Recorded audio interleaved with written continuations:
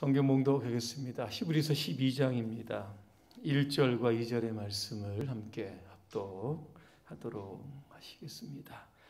이러므로 우리에게 구름같이 둘러싼 허다한 증인들이 있으니 모든 무거운 것과 얽매이기 쉬운 죄를 벗어버리고 인내로서 우리 앞에 당한 경주를 하며 믿음의 주요 또 온전하게 하시는 이인 예수를 바라보자. 그는 그 앞에 있는 기쁨을 위하여 십자가를 참으사 부끄러움을 개의치 아니하시더니 하나님 보좌 우편에 앉으셨느니라. 아멘. 예수님을 바라봅시다 하는 주제로 말씀을 드리겠습니다. 인사하겠습니다. 할렐루야. 아멘. 우리 옆분과 예수님을 바라봅시다.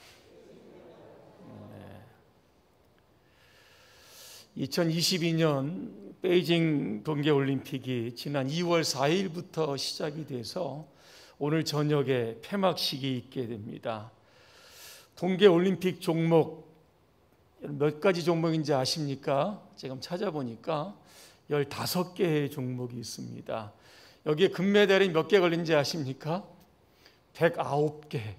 굉장히 많은 메달이 걸려 있습니다. 현재 우리나라는 금메달 2개, 은메달 5개, 동메달 2개, 총 메달 수가 9개입니다. 전체 14위를 달리고 있습니다. 우리나라에서 그 쇼트트랙 남자 1500m에서 황대현 선수가 금메달을 따는 장면 여러분 한번 다 보셨을 겁니다. 여자 쇼트트랙 1500m에서 최민정 선수 역시 아마 따는 거 보셨을 겁니다. 특별히 황대현 선수의 금메달은 굉장히 의미가 있고 참 값집니다.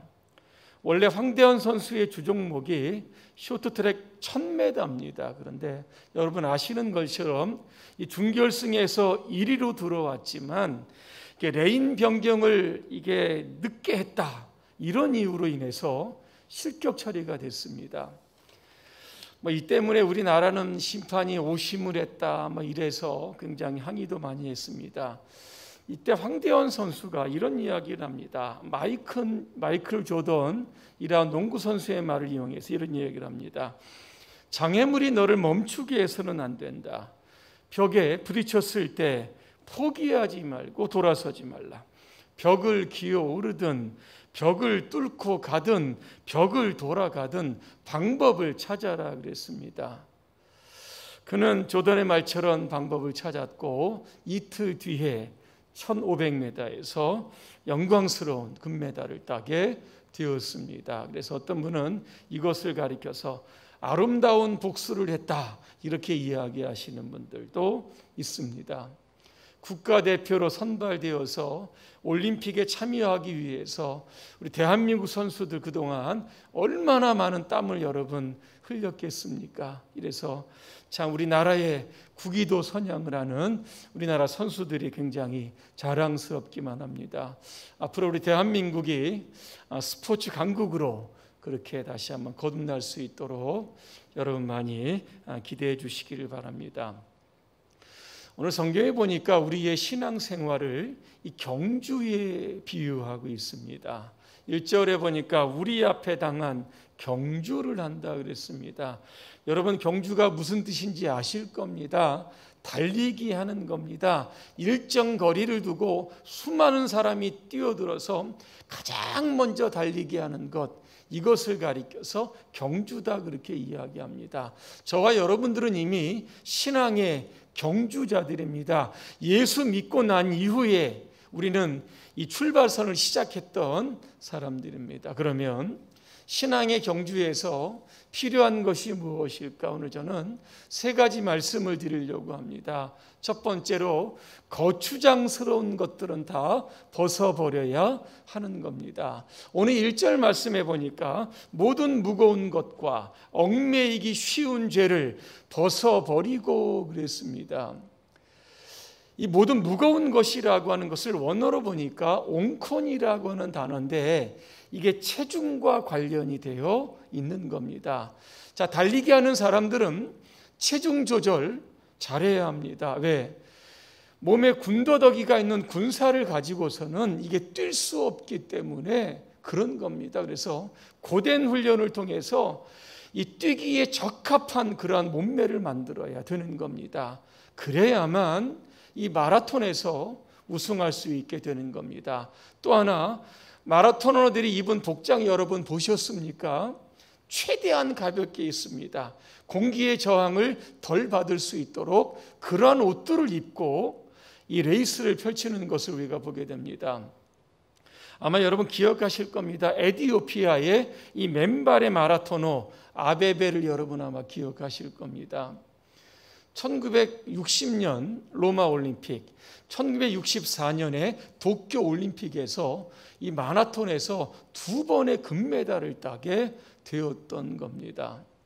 당시 아프리카가 굉장히 아마 어려웠을 그런 시대적인 상황을 생각해 보면 아마 돈이 없어서, 운동화 살 돈이 없어서 맨발로 뛸 수도 있었을 것이고, 또 하나 운동화가 이게 무겁기 때문에 차라리 맨발로 그렇게 뛰었을 그런 가능성도 아마 있었을 겁니다. 여러분 수영 선수 아실 겁니다. 0.001초 이거 단축하기 위해서 이 솜털까지도 다 밀고 경기에 임한다고 하는 겁니다. 그래서 이 경주자는 이 가벼운 이 몸무게 또 가벼운 복장을 가지고 이 경기에 임하게 될 때에 여기에서 우승하게 된다는 겁니다. 그렇다라고 하면 이것을 우리 신앙적인 입장에서 한번 생각해 보면 아마 이걸 겁니다. 여러분 신앙생활하는 데 있어서 가장 무거운 것들이 무엇이라고 생각을 하십니까? 마태복음 13장에 보니까 씨 뿌리는 비유가 나옵니다. 이때 예수님께서 씨를 뿌리는데 이 씨가 어디에 떨어지냐면 가시떨기나무 밭에 떨어지게 됩니다. 그러면서 그것을 이렇게 해석을 하십니다. 마태복음 13장 22절입니다. 가시떨기에 떨어졌다는 것은 말씀을 들으나 세상의 염려와 재물의 유혹에 말씀이 막혀 결실하지 못한다는 겁니다. 여러분의 신앙을 자꾸 방해하는 것이 무엇일까? 세상적인 염려입니다. 재물에 대한 유혹들이라고 하는 겁니다. 여러분 인생을 바르게 보는 법, 놓아주는 법, 내려놓는 법이라고 하는 책을 썼던 이 중국의 수스라고 하는 작가가 있습니다. 그런 이 책에서 이런 이야기를 합니다. 사하라 사막에 사는 잿빛 모래쥐가 있다고 합니다. 이 모래쥐는 건기가 올 때쯤 되면 풀뿌리를 모아서 저장을 하기 시작을 합니다. 아침 일찍부터 저녁 늦게까지 사막을 헤집고 다니면서 풀뿌리를 자꾸 이렇게 모아오는 겁니다. 자, 그런데 건기를 날 수 있을 만큼의 충분한 양을 모았음에도 불구하고 아침 저녁으로 계속 모으는 겁니다. 이 모래쥐가 건기를 날려고 하면 약 2kg 정도만 있으면 된다고 하는데 10kg 이상을 모은다고 합니다. 필요 이상으로 왜 이 모래쥐는 이 풀뿌리를 저장하는 것일까? 학자들이 연구를 해보니까 이런 결론이 나왔습니다. 모래쥐의 이런 습성은 유전자에 의해서 결정된 것이다 그랬습니다. 무슨 말입니까? 태생적으로 그렇다는 겁니다. 걱정을 안 해도 되는데 태생적으로 걱정하는 것이 바로 모래쥐라고 하는 겁니다. 그래서 건기에 대한 걱정 때문에 먹을 것이 풍부함에도 불구하고 또 걱정, 그래서 걱정한다는 겁니다. 오늘 저와 여러분들도 혹시 이 모래쥐처럼 세상의 염려 때문에, 근심 때문에, 불안 때문에 늘 이렇게 살아가는 것이 아닌지를 한번 생각해 보아야만 합니다. 여러분들이 주로 누군가를 이야기할 때 대화의 주로 내용이 여러분 무엇입니까? 자녀들 이야기 나올 겁니다. 건강 이야기 나올 것이고 노후 이야기 나올 것이고 경제적인 돈 문제 이야기 나올 겁니다. 아이들 진학의 문제도 나올 것이고 또 결혼시키는 문제도 나올 것입니다. 여러 가지 다양한 이런 것들을 이야기한다는 것은 이미 우리 안에 이것들이 잠식되어 있다는 겁니다. 생각 속에 잠식되어 있고 마음 속에 잠식되어 있다 보니까 이걸 그냥 뭐 얘기하듯이 자연스럽게 나오게 되는 겁니다. 이것들 벗어버리라는 겁니다. 어떻게 벗어버립니까? 성경에 보니까 예수님께 맡겨라, 이렇게 주님 말씀하고 계십니다. 베드로전서 5장 7절입니다. 너희 염려를 다 주께 맡겨버리라. 이는 그가 너희를 돌보심이라 그랬습니다. 시편 55편 22절에 보니까 너희 짐을 여호와께 맡겨버리라. 그가 너를 붙드신다. 그렇게 말씀하고 있습니다. 이 맡긴다라고 하는 원어를 보니까 이 갈날이라고 하는 뜻입니다. 옮기다, 굴리다, 신뢰하다라고 하는 겁니다. 우리가 가장 신뢰하는 예수 그리스도께 우리의 모든 염려를 다 맡기는 겁니다. 굴려 보내는 겁니다. 그때부터 우리는 가벼워지게 되는 것이죠. 신앙생활이 즐겁게 된다는 겁니다.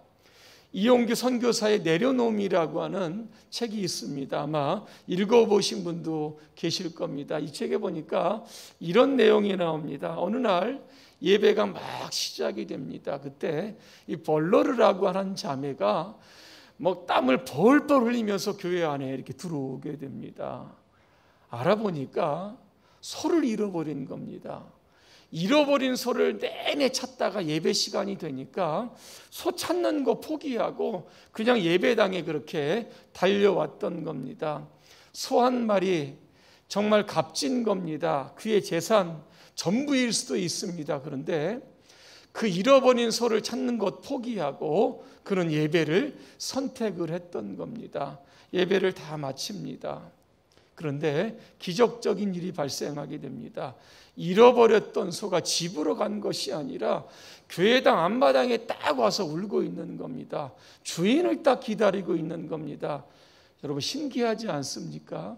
잃어버린 소, 그 염려를 예배를 통해서 주님께다 맡긴 겁니다. 그래서 그 잃어버린 소 주인을 찾아올 수 있도록 그렇게 교회 앞으로 인도하셨던 것, 이게 바로 주님이 하셨다라고 하는 겁니다. 지금 이 시간 여러분의 마음을 무겁게 하고 있는 염려들이 무엇일까? 주님께 다 맡기시기를 바랍니다.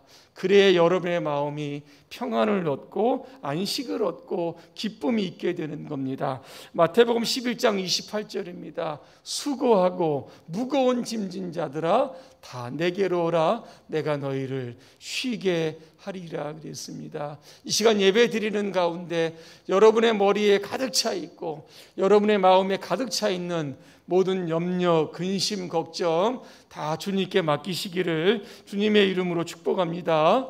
또 하나, 얽매이기 쉬운 죄를 벗어버려라 그랬습니다. 얽매이기 쉬운 죄, 어떤 분은 이것을 이렇게 표현을 합니다. 우리를 포위하는 죄, 한번 딱 달라붙으면 떨어지지 않는 죄. 어떤 분은 우리를 졸졸졸 따라다니는 죄. 저는 이 세 번째가 굉장히 마음에 드는 것 같습니다. 우리가 예수님을 믿고 난 이후에도 우리를 끊임없이 따라다니는 그러한 죄들이 있습니다. 여러분 아마 각자가 잘 아실 겁니다. 제가 구약의 인물들을 좀 예로 들어서 설명해 드리려고 합니다. 여러분 노아라고 하는 사람 아실 겁니다. 노아의 방주. 성경에 보니까 노아는 당대의 의인이요 완전한 자요 하나님과 동행했다, 이렇게 간략하게 표현합니다. 참 노아만큼 그 시대에 하나님 앞에 그렇게 올바른 사람이 없었다는 겁니다. 노아 홍수 후에 그죠? 모든 인류가 다 전멸하게 됩니다. 노아의 가족이 홍수 후에 농사를 짓습니다. 포도 농사를 짓게 됩니다. 그리고 나서 노아가 그 포도주를 먹었습니다. 얼마나 많이 먹었는지 옷도 안 입고 그냥 방에서 들어누워서 자게 되는 겁니다. 이런 모습을 자기 자식들에게 나중에 보이게 돼서 이게 문제가 생기게 되는 겁니다. 아무리 경건했던 노아라고 할지라도 졸졸졸 따라다니는 죄가 있었는데 그게 바로 음주의 문제였다라고 하는 겁니다. 성경에 보니까 뭐라고 되어 있습니까? 술 취하지 말라 분명하게 되어 있는 겁니다. 오늘 여러분을 따라다니는 이 음주의 죄가 있다라고 하면 이 쇠사슬 끊어내야 되는 겁니다. 여러분 모세 아실 겁니다. 출애굽의 영웅입니다. 이스라엘 백성들을 약 38년 동안 이 광야길을 인도했던 위대한 지도자입니다. 그에게도 졸졸 따라다니는 죄가 있었는데 그게 뭔지 아십니까?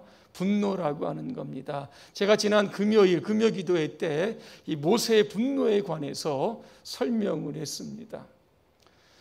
모세가 하나님의 말씀과는 좀 다르게 화를 내고 지팡이를 가지고 반석을 두드리는 이런 일들을 통해서 하나님의 거룩하심을 드러내지 못했습니다.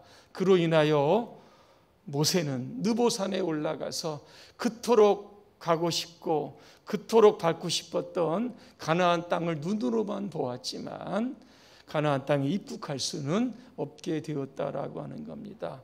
모세에게 졸졸 따라다니는 죄, 이게 바로 분노였다는 겁니다. 여러분 다윗 아실 겁니다. 성경에 보니까 다윗은 하나님의 마음을 흡족하게 했던 사람입니다. 이보다 더 큰 칭찬이 있을까 그렇게 생각이 됩니다. 그에게도 졸졸 따라다니는 죄가 있었는데 바로 정욕이라고 하는 겁니다. 밧세바와 음란하게 되고 밧세바의 남편을 결국에는 전장터에 내보내서 의도적으로 죽게 만들었던 겁니다. 정욕으로 인하여 음란이 찾아오고 살인죄같이 졌던 이게 바로 다윗의 모습이라고 하는 겁니다. 오늘 여러분들을 졸졸 따라다니는 죄, 어떤 죄들이 있습니까? 잘 생각해 보시길 바랍니다. 교만의 죄일 수도 있고 시기의 죄일 수도 있고 게으름도 될 수가 있고 하나님을 온전히 믿지 못하는 불신앙의 죄일 수도 있습니다.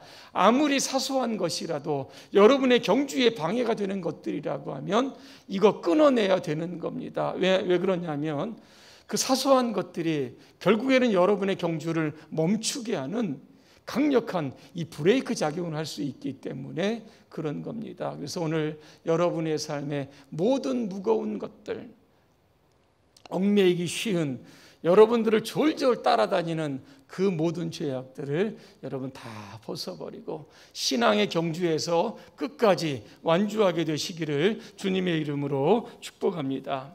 두 번째는 인내해야 합니다. 오늘 2절에 보니까 인내로서 우리 앞에 있는 경주를 경주한다 그랬습니다. 여러분 그 마라톤 세계 신기록 혹시 알고 계십니까? 1시간 59분 40초입니다. 2019년입니다. 10월에 오스트리아 빈에서 열린 마라톤에서 케냐의 선수 엘리우드 캡초커 선수가 세웠던 기록입니다.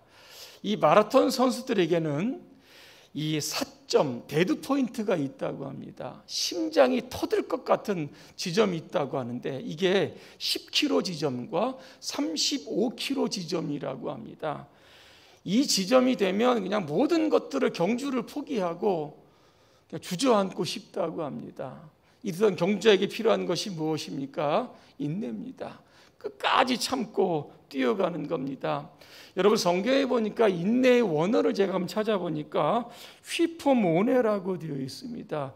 이게 어떤 뜻이냐면 능동적이고 적극적으로 반응한다라고 하는 뜻입니다. 예를 들면 이겁니다. 우리가 불행을 만났을 때 그냥 가만히 주저앉고 있는 것이 아니라 그냥 벌떡 일어서서 불행을 행복으로 바꾸어가는 것, 참아내는 것, 견디어내는 것, 이게 바로 인내라고 하는 겁니다. 또 하나 슬픔을 만났을 때 그냥 베개를 끌어안고 엉엉 우는 것이 아닙니다. 이것을 기쁨으로 바꿔가기 위해서 다시 한번 도전하고 다시 한번 열정을 내는 겁니다. 문이 닫혔다고 포기하는 것 아닙니다. 또 다른 문을 두드리면 되는 것이고 그 문이 열리지 않으면 열릴 때까지 계속해서 문을 두드리는 것, 이게 바로 인내다. 그렇게 성경은 말씀합니다. 오늘 2절에 보니까 예수님의 인내를 이렇게 표현합니다. 제가 읽어드립니다. 그는 그 앞에 있는 기쁨을 위하여 십자가를 참으사 부끄러움을 개의치 아니하시더니 하나님 보좌 우편에 앉으셨다 그랬습니다. 당시의 십자가 가장 잔인한 사형 도구입니다. 흉악범들 또 아니면 반역자들을 처형하는 데 쓰였던 그런 살인 도구입니다. 그런데 죄 없는 예수님께서 십자가에 달리셔서 6시간 동안 이 십자가의 고통을 참아내셨다는 겁니다. 왜 참아내셨습니까? 오늘 그 이유가 2절에 나옵니다. 그 앞에 있는 기쁨을 위하여. 어떤 기쁨인지 아십니까? 오늘 저와 여러분들을 위한 기쁨입니다. 천국의 기쁨이고 영생의 기쁨입니다. 죄로 인하여 죽을 수밖에 없는데 예수님께서 십자가에서 흘리신 그 보혈의 피로 인하여 우리가 의인이 되고 하나님의 자녀가 되고 천국 백성이 되고 영원한 삶을 살아갈 수 있도록 우리에게 특별한 그 기쁨을 주시기 위해서 예수님은 십자가를 참아내시는 겁니다. 그냥 수동적으로 그냥 고통을 그냥 끌어안는 것이 아니라 기쁨으로 십자가의 고통을 맞으면서 인내로 결국에는 우리에게 큰 기쁨을 주셨다라고 하는 겁니다. 오늘 여러분의 삶에 십자가와 같은 고통과 아픔이 있다라고 하면 여러분 예수님의 십자가를 생각하시길 바랍니다. 로마서 5장 4절에 보니까 인내는 연단은 소망을 이룬다 그렇게 되어 있습니다. 예수님은 십자가를 잘 참으셨습니다. 지금 어디에 계십니까? 하나님 보좌 우편에 앉아 계시는 겁니다. 오늘 저와 여러분들 이 신앙의 경주에서 여러분 끝까지 완주하게 되면 여러분의 자리가 어디라고 생각하십니까? 하나님 옆에 예수님이 앉아 계시면 예수님 옆에 오늘 저와 여러분들의 자리가 마련되어 있음을 여러분 꼭 기억하시고 신앙생활하다 힘들고 어려울 때마다 여러분 하나님 보좌 우편, 예수님 보좌 우편에 앉아 계신 주님 여러분 바라보시면서 끝까지 견뎌내시길 바랍니다. 마지막 세 번째는 예수님을 바라보아야만 합니다. 오늘 2절에 보니까 예수를 바라보자. 영어 성경에 제가 이렇게 보니까 예수님께 시선을 고정시켜라 그렇게 되어 있는 겁니다. 한눈 팔지 말고 딴 생각하지 말고 뚫어지게 예수님만 쳐다보아라 라고 하는 뜻입니다. 앤드루 모레이라고 하는 이분은 이 예수를 바라보자라고 하는 것을 이렇게 해석을 합니다. 예수님을 바라보고 또 바라보고 계속해서 바라보고 틈만 나면 바라보고 기쁠 때도 바라보고 슬플 때도 바라보면 펄펄 끓는 기관차와 같은 추진력을 얻게 된다. 이렇게 이야기를 합니다. 경주자에게 중요한 것은 목표입니다. 목표가 있어야 달려갈 수 있습니다. 토끼와 거북이 경주 여러분 아실 겁니다. 어떻게 거북이가 이게 되었을까? 비결은 간단합니다. 여러분 토끼의 목표는 거북입니다. 근데 거북이의 목표는 결승선입니다. 그래서 거북이가 이긴 겁니다. 분명한 목표를 가지고 느리지만 그래도 갔던 거북이가 승리할 수 있었던 겁니다. 바울은 우리에게 이렇게 말씀합니다. 빌립보서 3장 14절입니다. 표대를 향하여 그리스도 예수 안에서 하나님이 위에서 부르신 부름의 상을 위하여 달려간다. 분명한 표대가 있었다는 겁니다. 바울은 다메섹 도상에서 부활하신 예수님을 만나게 됩니다. 그때부터 그의 표대는 예수 그리스도입니다. 그 과정에 보면 진짜 어마어마한 일들이 발생을 합니다. 배고픔 수없이 맞았습니다. 죽을 뻔도 많이 했고 옥에도 많이 갇혔습니다. 자, 그런 그가 디모데후서 4장 7절에 보니까 이렇게 고백을 합니다. 나는 선한 싸움을 싸우고 나의 달려갈 길을 마쳤다 그랬습니다.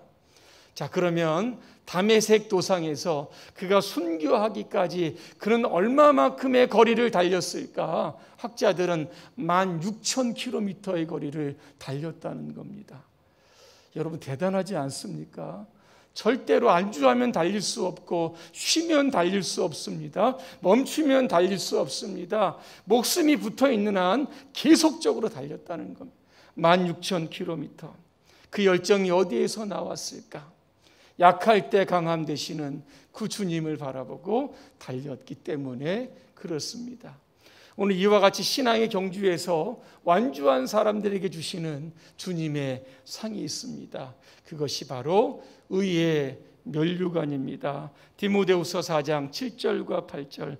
이제후로는 나를 위하여 의의 면류관이 예비되었으므로 주곧 의로우신 재판장의 그날에 내게뿐 아니라 이 신앙의 경주를 완주한 저와 여러분들에게도 다 씌워주실 줄로 믿습니다. 결론입니다. 우리 모두는 신앙의 경주자들입니다. 모든 무거운 것과 우리를 졸졸졸 따라다니는 그러한 죄를 여러분 다 벗어버리시기를 바랍니다. 인내하시기를 바랍니다. 그리고 세 번째, 끝까지 예수 그리스도 그 한 분만 바라보며 여러분의 신앙의 경주에서 반드시 모두가 다 완주하게 되시기를 주님의 이름으로 축원합니다. 기도하겠습니다.